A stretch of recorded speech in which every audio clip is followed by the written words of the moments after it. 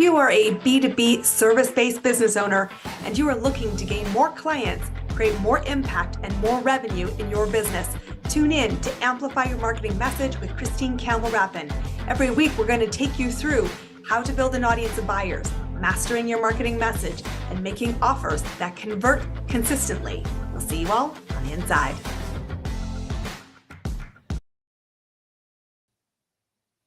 When you make the decision that it is go time, it is important to fill spaces and to get into rooms that terrify you, that stretch you into new growth, to new ideas, and to speed up. Today is one of those days, my friends. This is your invitation to stop winging it and to work for it. I have a really exciting guest with us today. This is a bit of a pinch me moment in my business because this individual has a huge reputation, a titan of business industry. They're a kingmaker to many. They've helped hundreds of clients create hundreds of millions of dollars, and they are an incredible visionary about what is possible. Give a warm welcome, everybody, here on Amplify Your Marketing Message to Mr. J.T. Foxx. Welcome to the show, JT. Super excited to have you here today. My pleasure. Thank you. So excited as well. I want to ask you this question.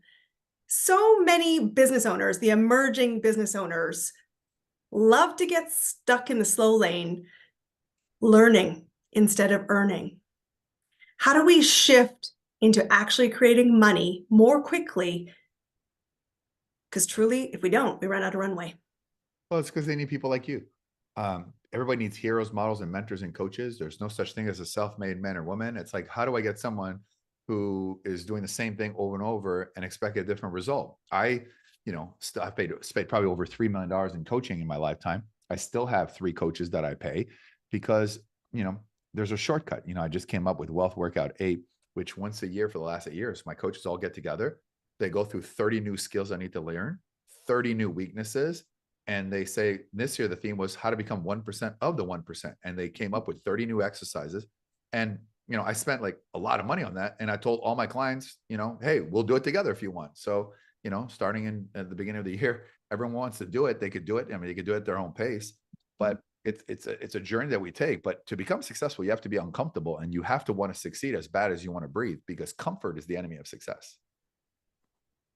This is something I think so many people say. I hear it all the time, and I'm sure you do too. I want it. And I'm like, okay, great. Are you willing to do what's required in order to get it? Well, I think the answer is not. There are people who want to be successful. There are people who are committed to be successful. And then there are people who obsess. People want to be successful. So I want to be successful. They have pictures of lines on their Instagram. But then when it comes down to, it's like, well, it's Christmas. Oh, it's New Year's. Oh, I got to go here. I got this. I got that. And then people that are committed. So they'll show up and sign up for a gym and they'll go once, but then they won't go back. So they're committed, but they don't want it bad enough. And then there are people who are obsessed. And that's people like me, people like you, who are just absolutely willing to do not our very best, because our best got us to where we are. They're willing to do whatever it takes. And whatever it takes, I think the conversation comes down to speed, right? We said that before, you can sign up for the gym, but speed is everything. So if you had an advice for speed, you move fast. Well, speed of implementation, from the moment we come up with an idea to the moment we implement it, right, will determine how successful. There is no next time. There is no someday.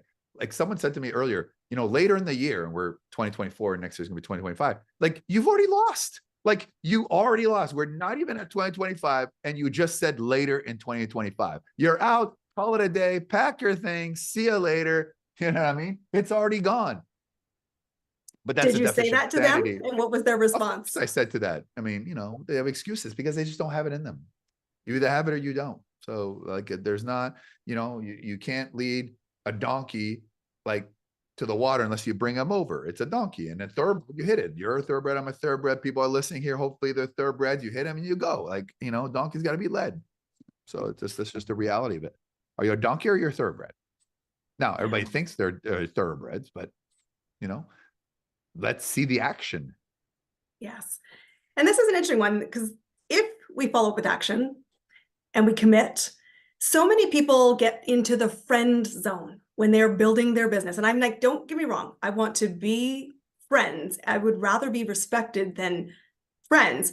But how do people stop being just a likable expert and truly get paid to be serving and serving more thoroughbreds? Well, you got to draw the line, and you be friends after success. Part of it is being branded. I mean, sometimes, like anything, people have a level of comfort. They think because they're close to you that they're trying to get away with things they wouldn't be, and that's no different than a friend or family member or a child. But there has to be a line, and there has to be a job. I don't really have that problem. I mean, once in a while, people forget their. I had a call this morning, and some guy goes, "I paid you, and you should introduce me," and I'm like, "No, no, no, no, no. Like I don't work for you, man." Sorry. I don't, like just his attitude was like I would never have said that to anybody that's successful. Like, I paid you, like to say that. It's just, so I had to hold myself and kind of put it into place. But I'm like, listen, I don't need you. I said I would do this, and I have, but and you're like, you're supposed to endorse my product, which is in this case was a hotel. And I'm like, I've never been there. How can I endorse something I haven't been there? It's inauthentic. Why am I going to sell my soul and endorse something? It's a 5-star. I'm sure it is. But, the type of price you charge, that means these are people that in my wealth bracket. And if they go there and it's not great, then my credibility is going to be ruined. So at the end of the day, I'm not going to say something for the sake of saying something. What that tells me, though, is that holding the line of integrity, right? It's the lived experience. And I would love one final thought for you is, in the lived experience, what has been the most valuable truth tell that's got you to where you are now and gets you excited about where you go next? I mean, here's the thing too, like I have this interview, but I'm worried about the next one because today's the day. I'm interviewing Kevin Costner. I'm worried about what happens after I interview him. So I'm truly never be in the moment. There's 2 types of people. There's what's now and what's next. What's now and what's next.